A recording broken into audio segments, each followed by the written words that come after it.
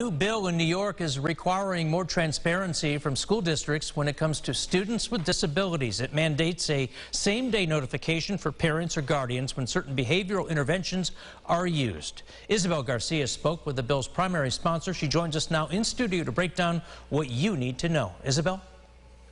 Yes, good evening to you, John. Earlier this month, Governor Kathy Hochul signed off on this bill, officially making it law.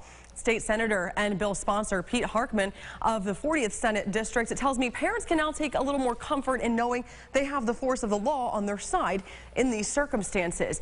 Now, each school district in New York will be required to come up with a plan and policy to notify parents the same day if there is a need for some kind of behavioral intervention. This could be a restraint or a seclusion room, things like that. Now, those modifications would have already been predetermined with the parent or caregiver and the school as part of a student's individual education program known as an IEP, and are in place to ensure a student and their classmates are safe.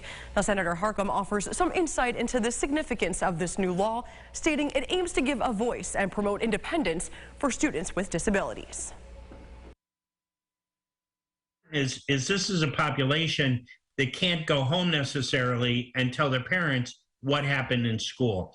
And too often, what we've heard is that parents are not notified the same day. And oftentimes it takes up to a week or they're not notified at all. And when they do find out, it's through kind of third party on the low. And the senator also mentioned that out of fairness to the school districts, there are times when parents are unable to be reached. In this case, a principal would now need to let the special education committee know in writing what attempts were made. This for the record. And we'll send this right back over to you.